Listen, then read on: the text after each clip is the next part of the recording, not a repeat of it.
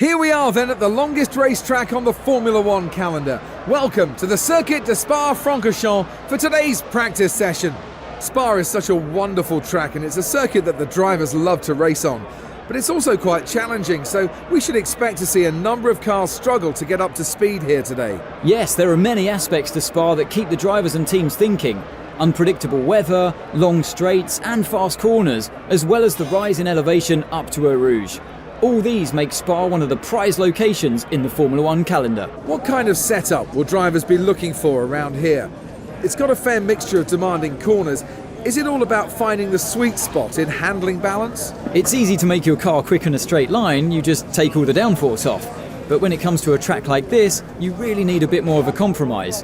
The main focus here is carrying speed through the fast-flowing corners, but you still don't want to be a sitting duck on the straight. What's going on, guys? Aarava here. Welcome back to my F1 2015 career mode. We're back with part number 11 here today for the Belgium Grand Prix here at the Spa-Francorchamps circuit, and I'm looking very much forward to this. Always a favourite of mine on every Codemasters F1 game, so this year no different. Really looking forward to going around here, seeing what we can do. And I must say again, guys, thank you so much for the support on yesterday's episode with Hungary. If you haven't seen that yet, part number 10 at the Hungarian Grand Prix, here's your chance now. Pause the video, go check that out. Absolute madness of a lap one at Hungary. That's all I'm going to say, but just great support there once more, guys. I keep on saying it. I probably get quite repetitive at the beginning of videos, just saying thank you, but it's just because it's so true. I just can't say thank you enough. So again, probably not for the final time, thank you for the support so far. So we're here in practice right now. We're just going through on our second lap in practice at the moment, just going past a souring button there, getting very close to me. I had to cut the corner a little bit, but going down to the bus stop chicane, you'll see now, very, very tricky. Completely just lock up the rear tyres and the fronts a little bit and have to kind of go a bit 360, hit the barrier a little bit. Luckily, the damage is not too bad on this game. We could just go right around and continue on with our lap. But the bus stop chicane, that will be a theme of this entire episode. Very tricky braking zone. In practice, I was finding it very, very tricky in the first few laps, but eventually I got to grips with it. But again, on this year's game compared to last year's and the previous years, you do have to brake a little bit earlier and kind of just fluctuate the brake pedal a lot more to kind of really get in there properly, and just use the gear shifts properly to get down there and kind of decrease the speed enough. So just having to get used to that. And around general in Spa, it's still feeling like a fantastic circuit, like it does on every single game. And eventually we found some pace at the end of the session. P1 we go in practice, so that's pretty good. That's pretty confident boosting. Let's see what it's going to be in qualifying. Welcome to qualifying here in Belgium, where the cars will shortly be going out on track and trying to set the fastest lap time on the wonderful Spa circuit. Spa is always a difficult track to predict who will do well at, but after the last few years, it's been a mix of Red Bull, Mclaren and Ferrari drivers that have excelled. Well, Ferrari have had 16 wins here over the years, but today I'd probably give the advantage to Red Bull. They're always able to pull off something special here. So here we are for qualifying the Belgium Grand Prix. Now, I'm not too sure about Red Bull doing something special here, but I am hoping that we can in the prancing horse here in our lovely red Ferrari. So Jeff hands us the tablet. We set our option tyres on those yellow wall tyres. We go straight out, pretty much the first car on the track for this first flying lap. We put the brakes down to rear just to help us brake into the first corner. Hard braking, we still lock up on the front right tyre there in second gear, so even putting the brake blast to the rear didn't help too much, but hopefully that won't compromise us too much on the exit out the first turn. Now brakes back up to balance as we go towards Eau Rouge. Up here we go through the climb, and we've got a pretty low downforce setup, so we should have some good straight line speed. But now we cut later on down to the bus stop. Quite a long lap here at Spa, so I thought I'd just cut you the boring stuff and cut away to the end of the lap now. So here we through the last corner now, opening the DRS. We go wide open and we're going towards the line. It's going to be a 1:49.6. Now that's not too bad, but as we cross the line now for our second flying lap, Rosberg now sets a faster lap, a 1:49.2 I think that was, for provisional pole position. So at the moment we're down in second place as we go up to Eau Rouge for the second time now. At the moment Ricciardo in third. I don't think that will be the case though, because the Red Bulls, as we know, have some terrible straight line speed. But at the moment it's Rosberg, myself. Oh god, Bottas sets a really good lap. That was a 1:48 something, I think. A 1:48.9 I think that was. So Bottas on provisional pole position so far. Rosberg second. What is this going to be? This takes us... Oh no, that only takes us the third still. We improved our lap time by about a few tenths, but that only gets us still third place. So quite a bit of a gap there to second place man Bottas now. As we can cut on to the end of our third flying lap. What is this going to be? Are we going to improve? Let's see. We crossed the line. Yes, we do improve, but still third place. So I think we're just going to have to settle for third. I think that is going to be our place for the Belgium Grand Prix. Nico Rosberg's day after a frantic final few minutes in qualifying. It was he who came out on top. Well, it was a fantastic result, but he'll know you don't get any points on a Saturday, and to make this a great weekend for the team, he needs to do the same thing tomorrow. Welcome to the Circuit de Spa-Francorchamps, which is the location for today's race. The cars are out on the grid, so let's join the action on the track. Nico Rosberg will want his good fortune to continue on from yesterday's qualifying. He starts the race in P1 and has even said he's expecting to take the checkered flag first. You wouldn't want to bet against him doing just that. He was driving on another level yesterday, so it wouldn't be a surprise if he just pulls away from the field and is untouchable. But as we know, anything can happen in Formula 1, so we'll just have to wait and see. It's been a really disappointing season so far for Red Bull. They aren't getting the points that they believe the car is worthy of. Red Bull have clearly suffered the most from the change of regulations. The car is still a good car, but they say the performance of their new hybrid power unit is letting them down. You can guarantee they're working hard with Renault to find a way to bridge the gap to the competition. It is go time for the Belgium Grand Prix. Nico Rosberg on pole position. I'm in third. What can we do today? Bottas had a brilliant qualifying. He's in second place, so that should mix things up. Let's see as we go to those 5 red lights for the Belgium Grand Prix here at Spa. 22 laps ahead of us. And we're off. Bottas gets a brilliant start there. Looks like he's going to have a look at Rosberg on the left-hand side. Hamilton has jumped us. We go towards turn 1, braking very late. Double lock-up there, and Bottas has gone wide, and we're into second place of the Grand Prix. Brilliant stuff. Looks like there's been a bit of a kerfuffle there behind us at turn 1. We're into second after that double lock-up. I really thought that would have come out worse for us, but no, it's actually come out to the better of us. And now we're looking at Nico Rosberg. We've got very low drag, big slipstream here. Can we get Rosberg? He's sparking away. Oh, what's this? Oh, look at that. Look at the speed we have against Rosberg. And we're into first place of the Belgium Grand Prix. How do you like that? How do you like that, Mercedes? What a start to this Grand Prix. We've done what Vettel managed to do in 2013 against Lewis Hamilton. Exact carbon copy in second place going towards Eau Rouge, and then we just get a beautiful tow without DRS and manage to overtake him for first place. We're going to have to look at a replay to see what went on. So Bottas got a very good start here. We didn't get a really good start. We're down in 4th. Then we have a huge lock-up, and it looks like Bottas just got kind of scared off the way, really. Look, he's down to like 10th or something like that. Looks like he just got kind of scared. He saw me in the mirrors maybe, coming towards him with like a double lock-up, and then kind of just got scared off the track almost, which is sort of weird to see. But I'm not complaining, but we're here in second, and then look at the slipstream we have. Absolutely ridiculous. We're running a very low drag, very low wing aerodynamic setup here for the straight line speed, and it has worked an absolute treat here for us today on lap 1. What a move on Rosberg. Beautiful slipstream from so far back. We're going to have to look at a replay now on board with Lewis Hamilton here. So he takes us off the line, but then there's our double lockup, and there you can see Bottas gets really just completely scared off turn 1 and goes to the left-hand side, which is kind of funny to look back at. And now here, Hamilton, and I think that's Massa, the second Williams there, going side by side. Are they going to go up a Roux side by side? Oh, what racing that is. Hamilton goes around the outside of Massa there, but then Massa has obviously the Williams with a low drag setup. He's going very close, taps Hamilton there, and we're looking at a replay from Daniel Ricciardo now up ahead. Now Massa is going to try down the inside at the end of the Kemmel Straight. Hamilton's having none of it. He goes around the outside of him. Massa tries to stick it round, but no use. That Mercedes has superior downforce, and then Ricciardo's behind Massa. Then we've got Bottas eventually behind Ricciardo, and then that's Nico Hülkenberg behind him. So a nice little train there behind Hamilton. So what a crazy start. A lot to look at there, and thankfully we can with the replay cameras. So now on to lap 3 now. Rosberg is right behind us, Hamilton behind him. Mercedes have closed up to me in 2 laps time now. Up Eau Rouge. Hopefully we can keep the place. Let's see. They'll have DRS, obviously. It's enabled this lap. So let's see. On board with Rosberg here. And we move to the right-hand side of the track to try and break the slipstream. And Rosberg's actually not getting the slipstream, but Hamilton is. He gets a double slipstream with DRS. And this is going to be... Oh, God!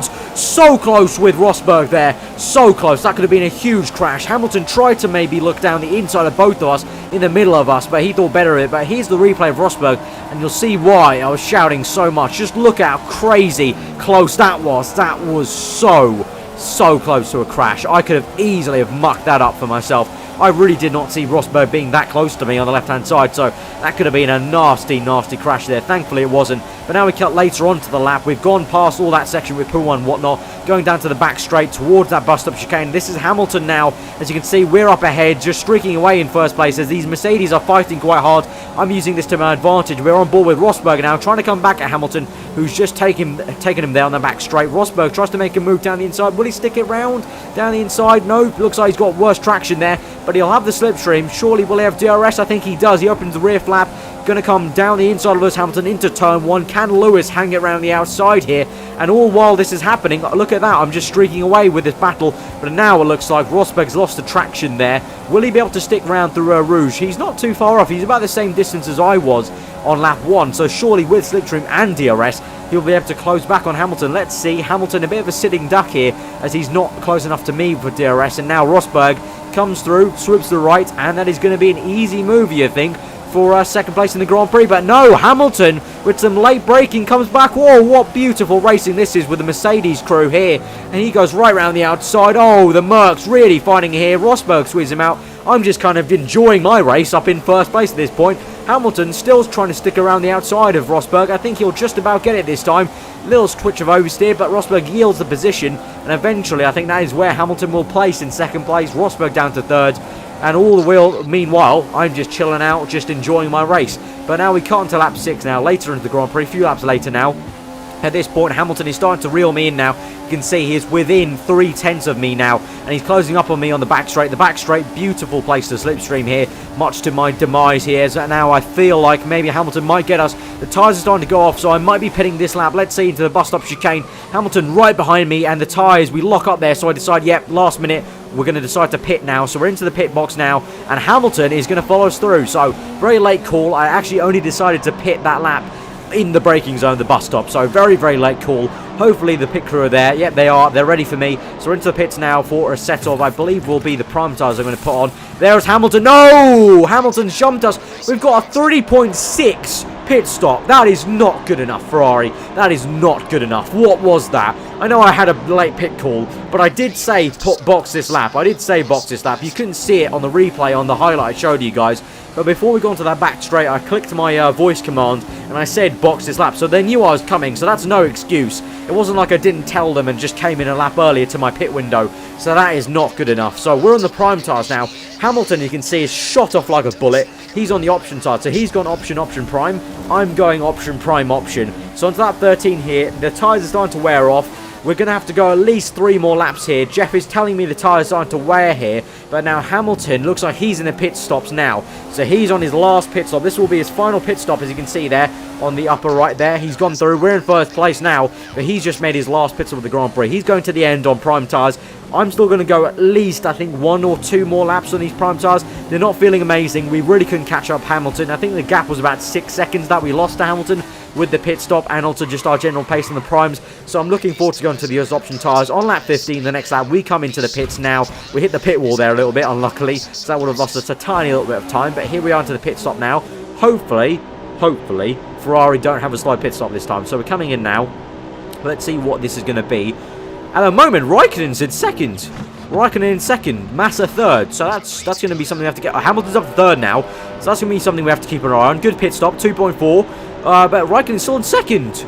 And we're coming out. No one's... They're just coming to the straight now.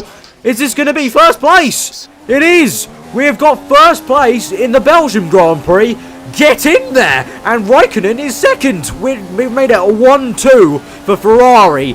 Awesome stuff. I don't know how on earth that has happened. Hamilton, shocking pace. Raikkonen, absolute banging in the lap times. And he's into second. What a stunner of a stint there for a Ferrari. Forza Ferrari indeed. We're 1-2 in the Belgium Grand Prix so far. Look at the gap we've got to Raikkonen. Raikkonen, we're here, will hopefully help us hold up Hamilton, and we could come through for a win here. A late win, unexpected win. I really thought Hamilton would have had it with the pace he had. Now into lap 17. We come into the bus stop. You can see Hamilton has now overtaken Raikkonen. So unfortunately, Raikkonen couldn't keep the pace he had. We've set the fastest lap of the Grand Prix, smashing in the purple times. We've got this Grand Prix under control. We've got a really healthy gap to Hamilton. Hamilton's got second place, so unfortunately Raikkonen won't be getting third. But, oh, look at this. Jeff has just told me the driver behind, Lewis Hamilton, has just had his ERS back online. So Hamilton has had an ERS failure, and that is how Raikkonen's jumped him. That's how I jumped him. So That is absolutely brilliant to see for us, for Ferrari, and brilliant to see that that's in this game. I didn't know ERS failures would be in this game. Now, I'm hopefully expecting most of you guys know what ERS is, being Formula 1 fans, but I know a few of you are casual viewers, so I'll let you know what ERS is if you don't. So the ERS stands for Energy Recovery System. That's split into two different parts. The first part is the turbo. Now the turbo is essentially the turbo on these new V6 engines since 2014.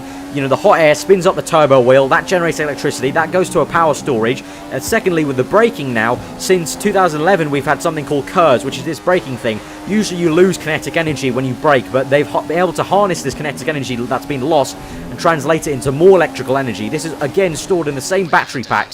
Now this battery pack can be used over 32 seconds of a lap to give your car extra power in 2014 and 15 now. So that's a good lot of power and speed. 32 seconds, that's a lot of time to gain and lose around this lap. And it looks like Hamilton's has failed. It's failed this Grand Prix. And that means he's lost a whole lot of lap time there for, I don't know how long he was offline from. Jeff didn't tell me when it went offline, so Jeff, my engineer, has kept me in the dark a little bit about that, but that's allowed Raikkonen to overtake him momentarily.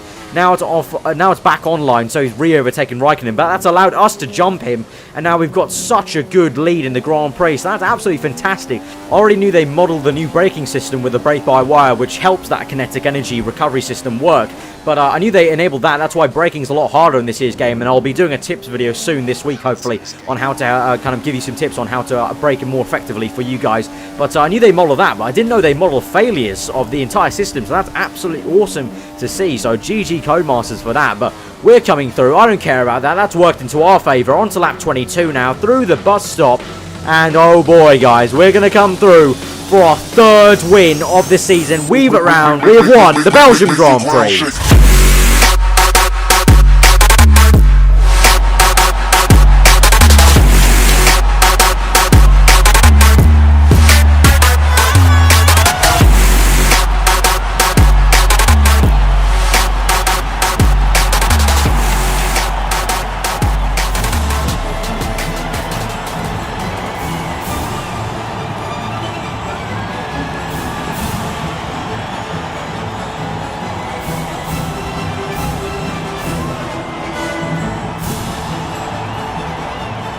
So it's Sebastian Vettel who's brought home the race win today. He mastered the conditions and produced a dominant drive to take the win. It really was a wonderful performance, and one that the team will be celebrating for some time to come. There'll be plenty more twists and turns to come this season.